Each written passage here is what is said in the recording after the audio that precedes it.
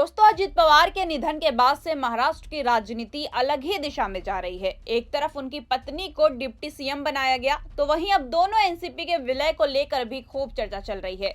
एक तरफ जहां शरद पवार ये दावा कर रहे हैं कि अजित पवार ये चाहते थे कि दोनों एनसीपी एक हो, तो वहीं अब महाराष्ट्र के मुख्यमंत्री देवेंद्र फडणवीस भी इस दावे में आ चुके हैं और उनका कहना है कि अजित पवार ये कभी नहीं चाहते थे कि दोनों एनसीपी एक साथ आए। अब एक तरफ जहां अजित पवार गुट के कई बड़े बड़े नेता ये कह रहे हैं कि अजित पवार का ये सपना था कि दोनों पार्टियां एक हो जाए, तो वहीं अब फडणवीस का ये दावा कहना कि अजित पवार ने कभी ये कहा ही नहीं कि दोनों पार्टियों को एक करना चाहते हैं।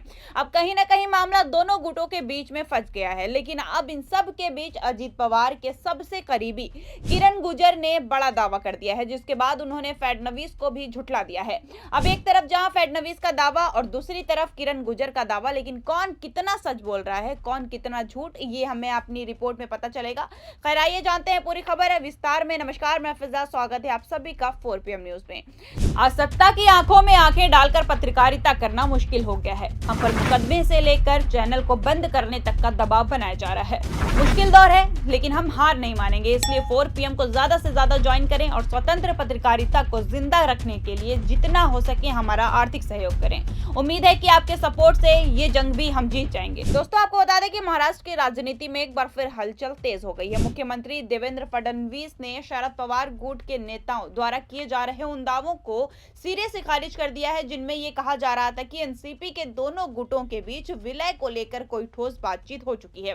फडणवीस ने साफ शब्दों में कहा कि एनसीपी के अजित पवार गुट द्वारा पार्टी के विलय को लेकर उनसे किसी भी तरह की कोई चर्चा नहीं की गई है।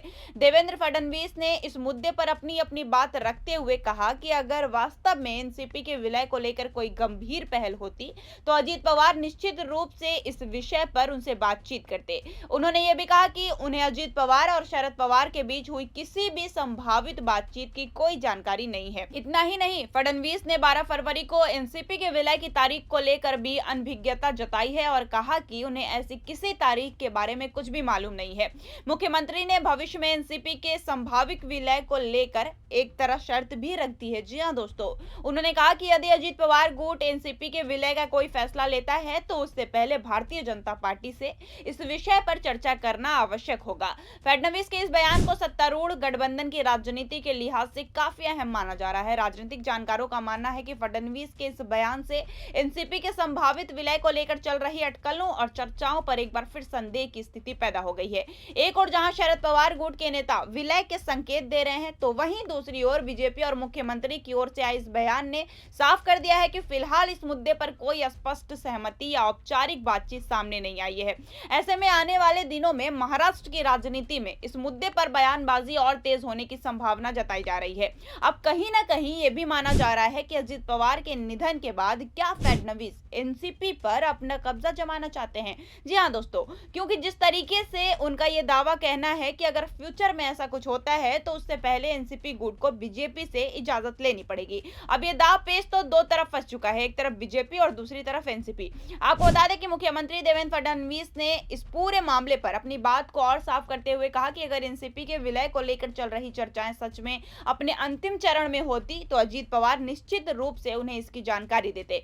फडणवीस ने कहा कि अजित पवार उनके साथ सभी जरूरी राजनीतिक जानकारियां साझा करते रहे हैं और ऐसे में इतने बड़े फैसले को उनसे छिपाकर अंतिम रूप दिया जाना संभव नहीं लगता है। उन्होंने सवाल उठाते हुए कहा कि क्या यह संभव है कि एनसीपी जैसे अहम राजनीतिक घटनाक्रम की बातचीत उनकी और भारतीय जनता पार्टी की जानकारी के बिना ही अंतिम निष्कर्ष तक पहुंच जाए।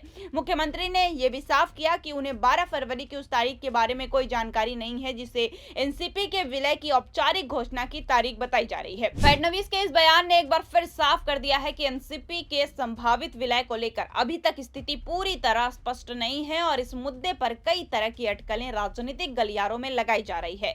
लेकिन अब इसी बीच फडणवीस के बयानों का जवाब देने अजित पवार के बहुत ही करीबी किरण गुर्जर भी मैदान में उतर आए हैं। जी हाँ दोस्तों, दरअसल आपको बता दें कि किरण गुर्जर ने कहा कि एनसीपी के दोनों खेमे साथ आएंगे और अजित पवार दादा भी यही चाहते थे।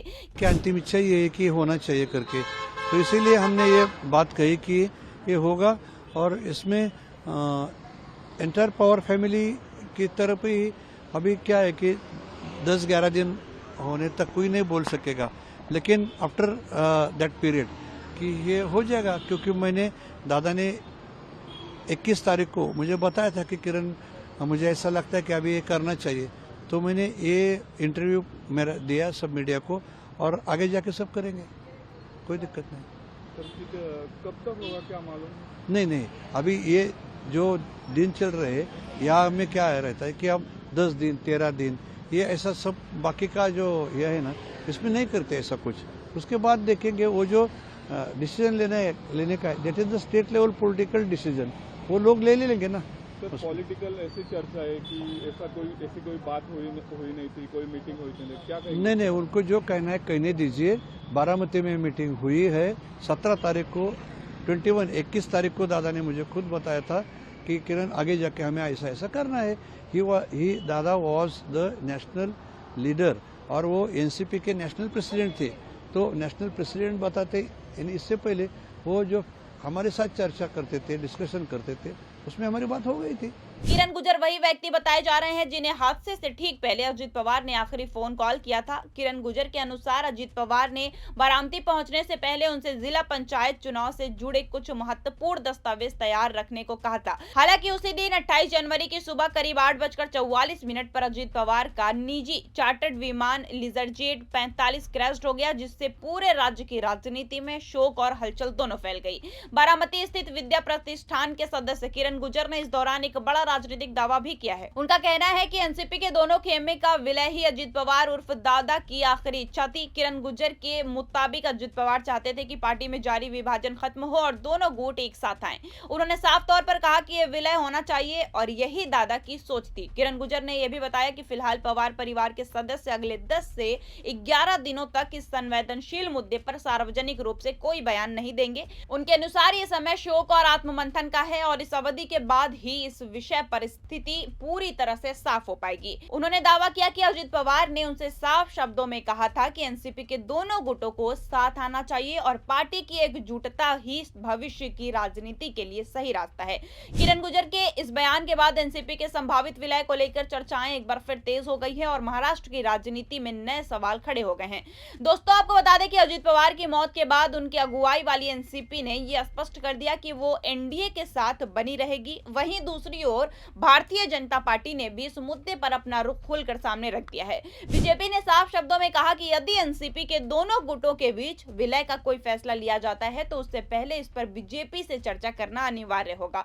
ये शर्त रविवार को मुख्यमंत्री देवेंद्र फडणवीस ने सार्वजनिक रूप से रखी। इस पूरे घटनाक्रम के बाद सबसे बड़ा सवाल यही उठता है कि यदि एनसीपी का विलय होता है तो क्या शरद पवार अजित पवार की कथित आखिरी इच्छा को पूरा करते हुए बीजेपी और एनडीए के साथ जाएंगे या फिर वो अलग राजनीतिक राह चुनेंगे?